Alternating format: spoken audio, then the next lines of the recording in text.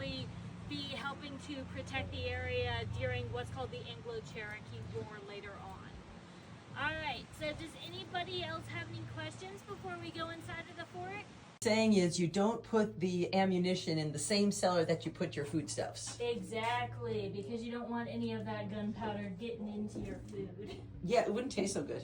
Yeah. Storeroom, so this is where they would keep all of the tools, goods, materials, and extra weapons that they needed pretty much on a daily basis here at Fort Dodge.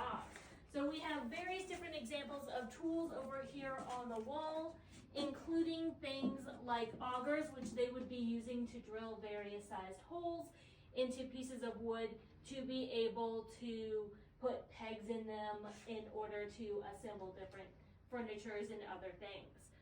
We also have materials for operating a bake oven. We have a peel over here. It kind of looks like an oar that you would use for a boat. But this is how they would be able to move bread in and out of a bake oven.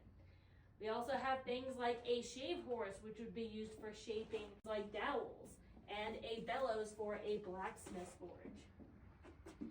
But we also have things in here like the materials you would be using to make your ammunition for firing those muskets, and poured into molds either made of soapstone or little iron molds that would be singular ball sized.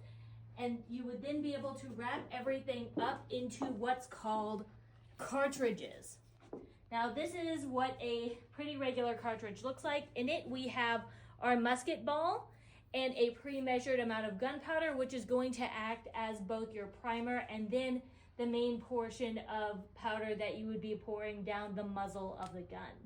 Now, muskets during this time were all muzzle loaded, so that means you were pouring your powder and your ammunition down the muzzle of the gun using a ramrod to push everything towards the back.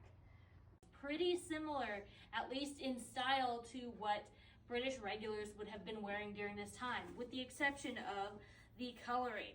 So the main part of the coat would actually be this nice lovely red that was very popular. Came from a material called cochineal, which are really tiny beetles that create a lot of the red dyes that we use, especially in makeup today.